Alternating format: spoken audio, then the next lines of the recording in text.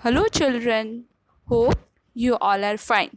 Children, today we will be taking our fifth module of chapter energy. In this module, we will see different forms of energy and some examples of transformation of energy. Now, apart from mechanical energy, we have other forms of energy as well. These are solar energy, heat energy, light energy, sound energy, electrical energy, chemical energy, nuclear energy, etc. One form of energy can be converted into other useful forms of energy. Now we will see what are the transformation of energy in our daily life. First transformation of energy is mechanical energy to electrical energy. The water stored in the reservoir of a dam has the potential energy. When water falls, its potential energy decreases and kinetic energy increases.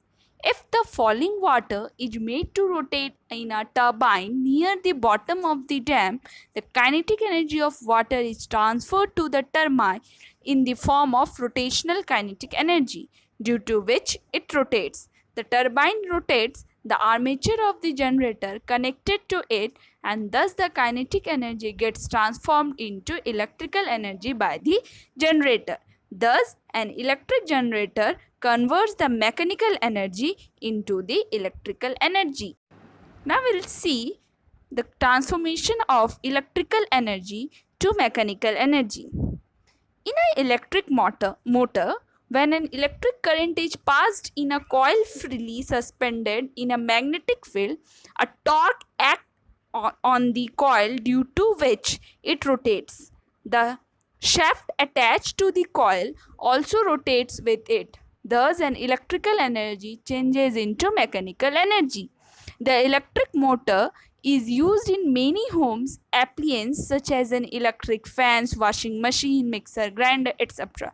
It is also used to run industrial machine, and these machines are useful for converting electrical energy to mechanical energy. Now we will see our third transformation of energy is electrical energy to heat energy. Now, how electrical energy converted into heat energy? The examples such as iron, heater, oven, geyser, toaster are electrical energy that changes into the heat energy when a current passes through their resistance, wire or a filament. Now we'll see the electrical energy to sound energy.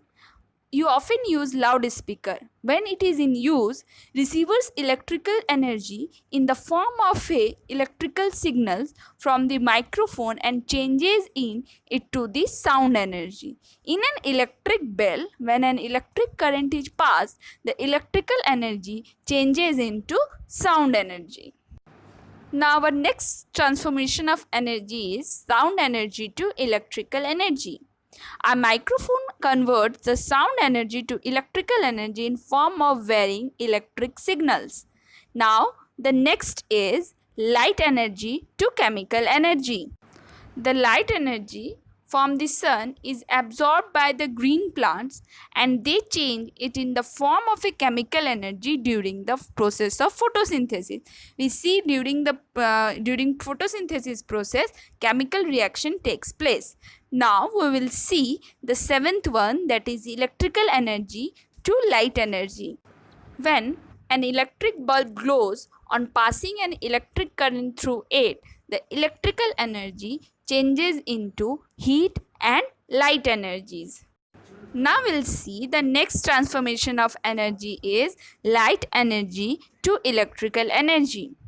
In a photoelectric cell, the light energy gets converted into electrical energy. Other example is in a solar cell, the light energy also gets converted into electrical energy.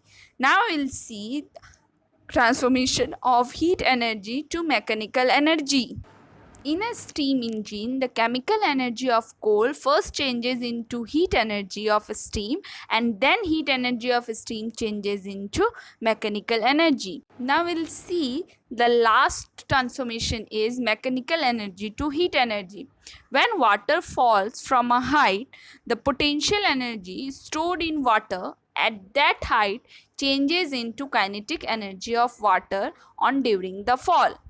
On striking the ground, a part of the kinetic energy of water changes into heat energy, due to which the temperature of water rises. So children, you all have seen how one energy is converted into another energy by the following process. Or now we will see that what is power.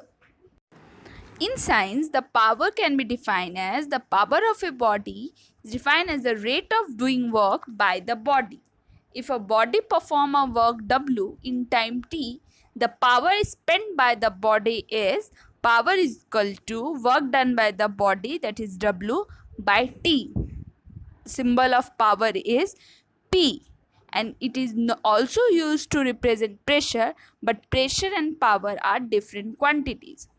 Different person may take different time to do the same work, so power may be different for different person.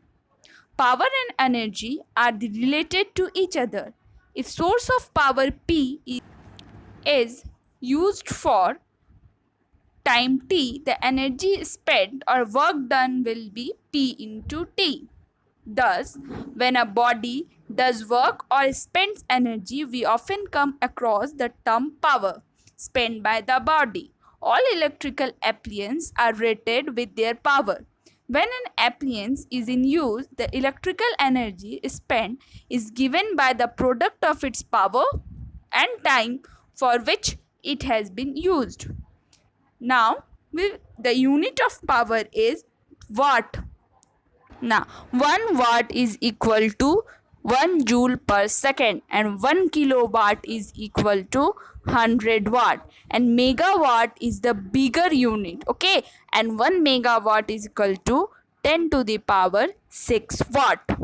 We'll see what are the factors on which power of a source depends. The power spent by the source depends on two factors. One is the amount of work done by the source, and the next is the time taken by the source to do the said work. If a machine or a person does a given amount of work at a faster rate, that is less time taken and more power is spent by it. Understood? Now children, we will see the difference between work and power. As we all know, work is defined as work done by a force is equal to the product of force and the distance moved in the direction of force. And work does not depend on time.